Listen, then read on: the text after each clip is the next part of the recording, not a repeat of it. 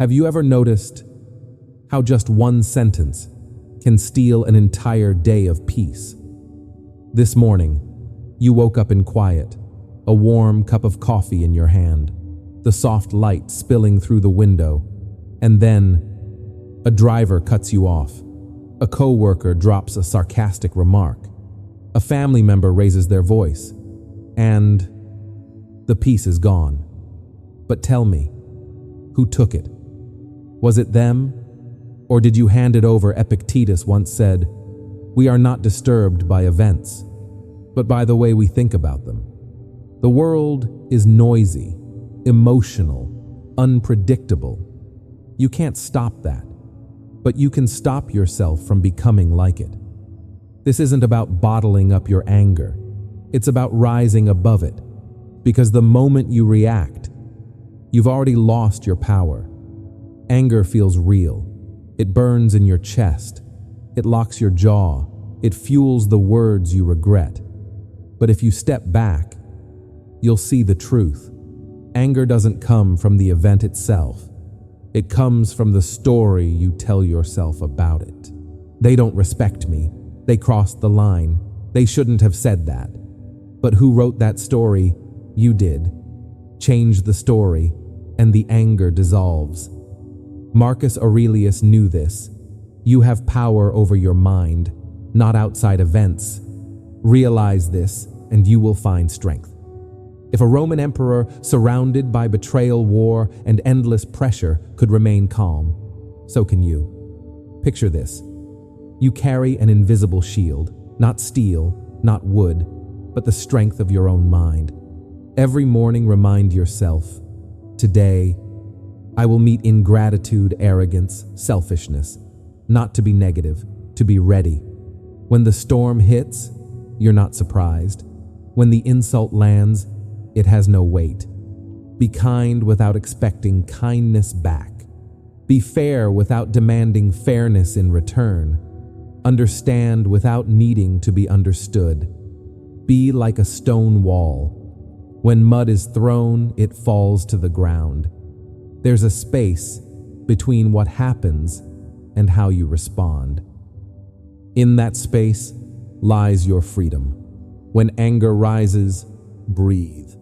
Name the feeling. Ask, what would the wise do here? You won't always get it right. Some days you'll forget, but every time you pause, the space grows longer. And in that space, you choose peace. You are not the center of the universe. That's not an insult. It's a relief. Shrink the ego, and the small things shrink with it. A rude comment. You won't remember in a year. Being cut off in traffic. Just a passing moment. You see the bigger picture. You see people acting from pain, not malice. And compassion comes naturally. Inner peace isn't an accident. It's built, brick by brick, every day. Start your morning with clear intention. Write down what you're grateful for. Accept reality without fighting it. Forgive quickly. Let go easily. When no one can shake you, you are truly free. You are the mountain steady, unshaken. The storm still comes, but you, in your stillness, remain standing. And today, just for one day, choose to keep your peace instead of giving it away. And maybe that's the part we rarely stop to question. We think they took our peace. But what if the real thief was the story we told ourselves? Have you ever felt it? Your chest tightening, your jaw locking, your heart pounding. It happens fast. One sentence, one look, one action you didn't expect. And suddenly, you're angry. The feeling is sharp, undeniable. But what if I told you that anger didn't come from what just happened? It came from the story you told yourself about it. Marcus Aurelius once wrote, "You have power over your mind, not outside events. Realize this, and you will find strength." Most of us forget that. We think our peace was stolen by a rude driver, a distant friend, a co-worker who cuts us off mid-sentence. But the truth, anger doesn't come from the world outside. It comes from how we interpret it. Every flare of anger begins with a sentence in your mind. They don't respect me. They crossed the line. They should know better. But pause. Who wrote that sentence? You did. The event happened, yes, but the meaning that was yours to create. And here's what matters: if you can write the story, you can rewrite it. Anger has a root, and that root is expectation. You expect kindness, you expect fairness, you expect people to act the way you would, and when they don't, you suffer. Not because the world betrayed you, but because the picture you painted in your mind didn't match reality. The Stoics taught a bold truth. Nothing is inherently bad. Only your opinion makes it so. So how do you put out the fire, change the way you see it? When someone disrespects you, see insecurity. When they betray you, see weakness. When they attack you, see a person in pain. The moment you stop making it personal, you stop letting it control you. Seneca called anger a temporary madness.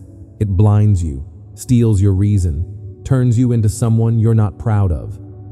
His advice: step back, observe, and ask yourself, is this really about me, or are they just showing me their pain, their past, their wounds? Most of the time, it has nothing to do with you. You can't stop people from being who they are. You can't stop every rude comment, every careless act, but you can decide how you will meet them. You can choose the frame. You can decide if it's worth trading your peace for. So the next time the fire rises in your chest, ask, what's the story I'm telling? Then ask, is this story worth my peace? 9 times out of 10, the answer is no. When you see that anger is a choice, it loses its grip. You realize the storm was never outside. It was always inside. And the key to peace has been in your hand all along. When you rewrite the story, you choose peace. You choose to stand taller. You choose freedom. So the next time someone tries to push your buttons, remember you're holding the control panel. Don't hand it over. Don't let them set your mood. Because real strength is not in shouting louder or proving you're right. It's in the quiet decision that you will not be moved. If this message speaks to you, stay with me. Together, we'll keep building the kind of strength no one can take away. And today, just for today, choose to keep your peace, not give it away. And once you see the root, you realize you need more than just awareness. You need a way to protect that peace before the next arrow is fired. Life will fire arrows at you. Some will be sharp words, some betrayal, some a look that cuts deeper than a knife. You can't stop the arrows from flying, but you can stop them from piercing your peace. Picture yourself carrying a shield, not steel, not wood, but forged in the quiet furnace of your own mind. No one else can see it, but it's what allows you to walk through chaos and keep your calm. The Stoics taught something simple, yet powerful. Prepare for the storm before it comes.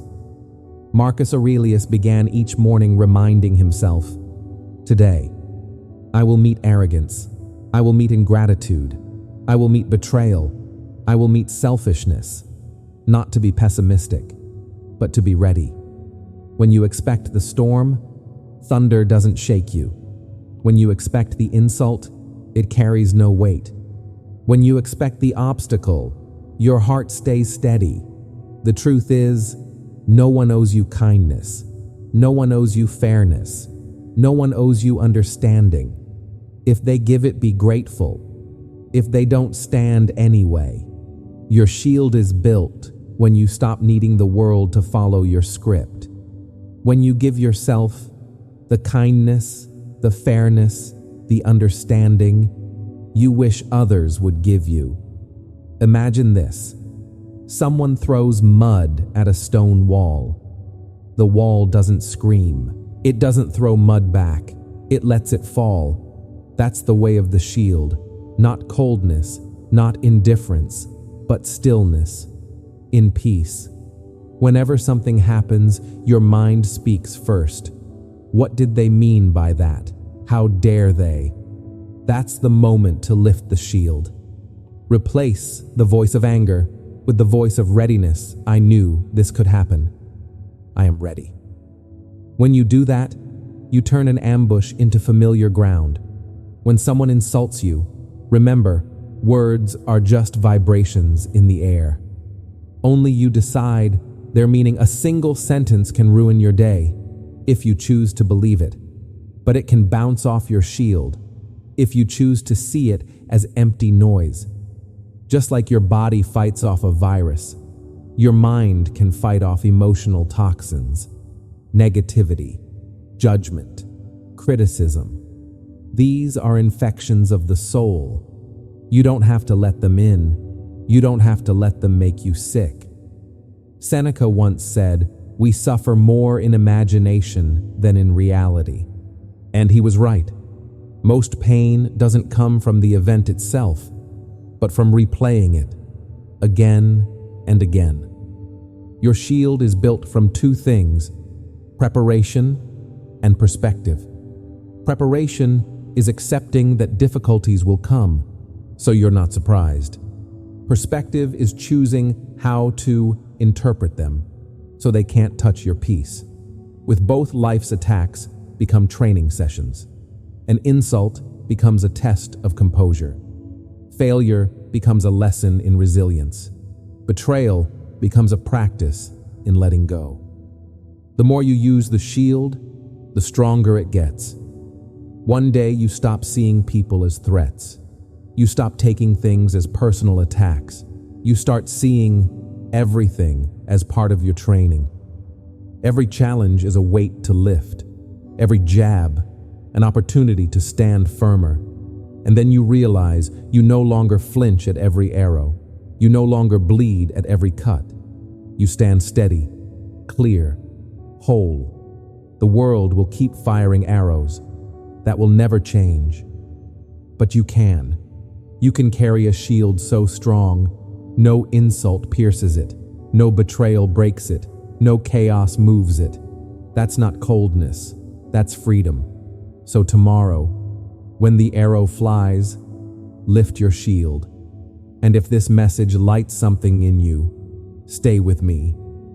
Because we will keep building a peace that nothing and no one can take away. But a shield isn't only built from preparation, it's also built from time, from the ability to slow and choose before you let the arrow in. There's a space, small, silent. It lives between what happens to you and what you choose to do next.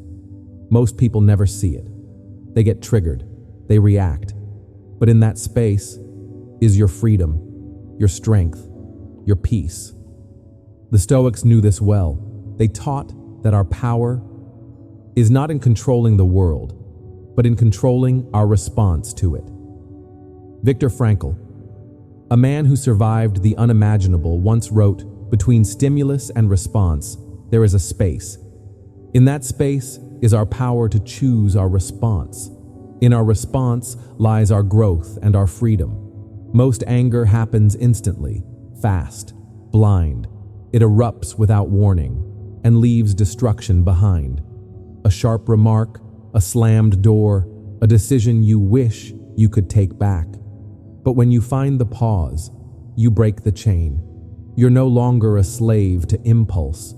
You start choosing your higher self instead of your lower one. When the fire rises, stop, breathe in, hold, breathe out. Let your body send a message to your mind. We're not in danger. We are safe. We can think. Tell yourself, I feel disrespected. I feel ignored. I feel dismissed. Naming the emotion weakens it. It reminds you, you are not your feelings. You are the one observing them. What would the wise do right now? Would Marcus Aurelius yell back? Would Seneca slam the door? Would Epictetus hand over his peace to a fool? The wise are not passive. They are precise. They act with care, because they know reacting in anger is easy. But responding with wisdom is true strength. Every time you pause, your control lasts longer. The more you practice, the more natural it becomes. Each pause breaks an old pattern, the pattern of conflict, the pattern of regret, the pattern of passing pain from one person to another, like an unspoken curse. Someone has to stop it. Someone has to choose peace over pride. Why not you? The truth is, most things don't need your reaction. They need your reflection. They need your stillness. You don't need to prove your worth to anyone.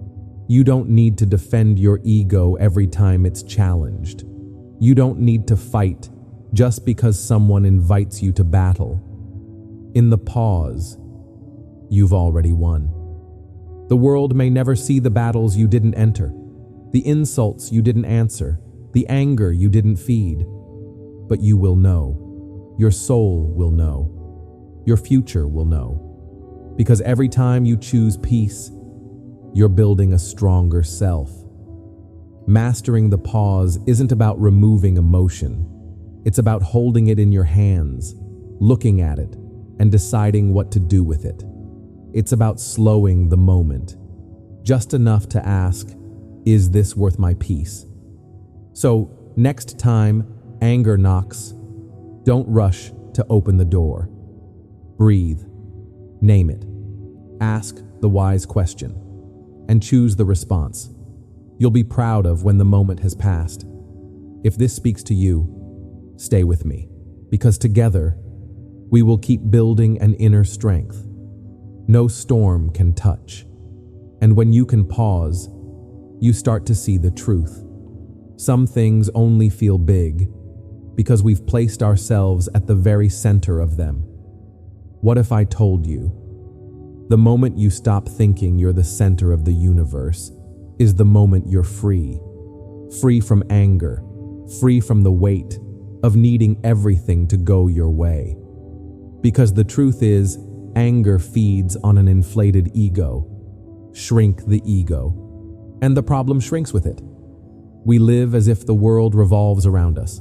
My time, my opinion, my way. So when someone cuts us off in traffic, we feel attacked. When a coworker shows disrespect, it feels like a wound. But pull the camera back, and you'll see those moments are so small. You're just one person, in one city, on one planet, circling one star, in a galaxy of billions, in a universe without measure. A rude comment. A forgotten thank you. They are a blink. A ripple in the endless ocean of time. Marcus Aurelius saw this clearly.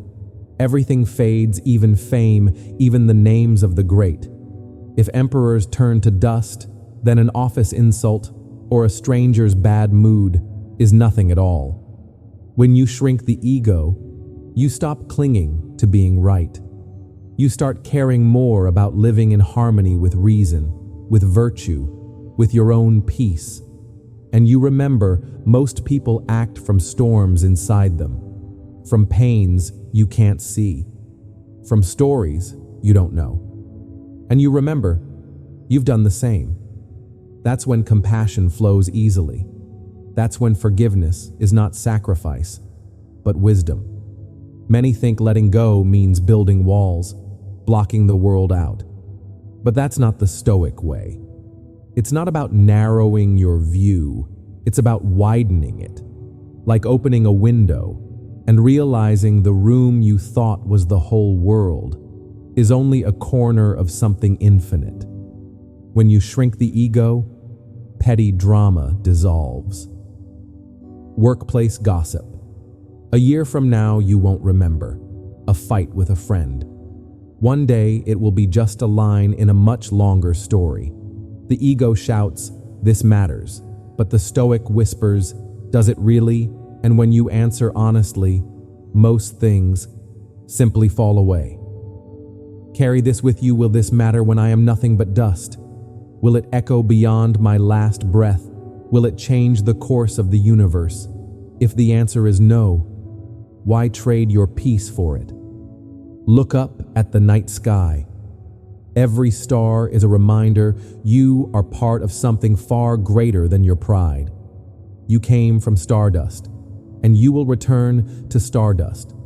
Between those two moments, you get to choose, will you let small things steal your precious time here? So next time, anger knocks. Don't let it shrink your world. Expand your view. Shrink your ego. See the insult for what it is, a passing cloud in an endless sky.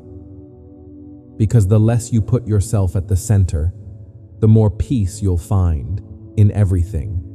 If this speaks to you, stay with me, because together we will keep learning to see life, not through the narrow lens of ego, but through the wide, calm, free vision of the universe. And the wider your view becomes, the easier it is to keep your peace. But peace, like any strength, isn't built in a single moment of insight. It's built in the daily practice of tending to it, like a sacred fire. Inner peace is not something you stumble upon by accident. It's not a gift the world hands you on a quiet morning.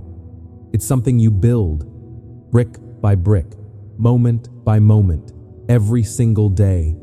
The world will always be loud, chaotic, messy. If you're waiting for it to calm down, you'll be waiting forever. The Stoics understood this. That's why they trained their minds not to depend on the outside, but to fortify the inside. Before the noise finds you, find yourself first. Each morning, take a deep breath. Remind yourself today, I will meet selfishness, I will meet ignorance, I will meet disrespect, but none of it can steal my peace unless I let it. That is your armor, your silent preparation. When you expect the storm, it can't take you by surprise. You become like a river flowing around the rock instead of crashing into it. Life will place stones in your path. You get to choose, are they walls to block you or steps to lift you higher? Gratitude is the antidote to entitlement. It reminds you no one owes you anything, not kindness, not fairness, not even understanding. When you live from gratitude, anger has nowhere to root. Acceptance doesn't mean approval. It doesn't mean you agree. It means you stop resisting reality and start facing it. This is happening. So how will I choose to meet it? That quiet question turns chaos into clarity. Holding on to resentment is like drinking poison and waiting for the other person to hurt. Forgiveness is not a gift for them. It's a gift you give yourself. When you put down the weight, you walk lighter. You breathe deeper. You sleep easier. Find the habits that hold you steady and treat them as non-negotiable. Journaling, meditation, prayer, a quiet walk at sunrise. These are not luxuries. They are the roots that keep you standing when the winds rise. Peace is not passive. It's not weakness. It takes strength to stay calm when the world is screaming. It's choosing clarity over chaos. It's standing like a mountain in the storm. Epictetus once said, "Freedom is the release from anger." And there is no deeper freedom than refusing to be a slave to your own emotions. When you master your inner world, the storms outside lose their power. Because anger is just a disturbance. It clouds reason. It drains your energy. True power is calm, steady, unmoved. To live free is to not be tied to someone else's mood, their words, or their failures. It's carrying your peace like a sacred flame, shielded from every wind. So build your peace like you'd build a home. Lay one brick each day with intention, with gratitude, with acceptance. One day you'll look back and realize anger visits you rarely, and when it does, it leaves as quickly as it came, because your peace no longer depends on the world. And today, you can start. One brick, one breath, one choice at a time. If this speaks to you, stay with me, because together, we will keep building a life where your soul stands steady no matter what happens outside. If something in these words stayed with you, subscribe. Not for me, but for you. So that every week there's a reminder waiting to bring you back to yourself.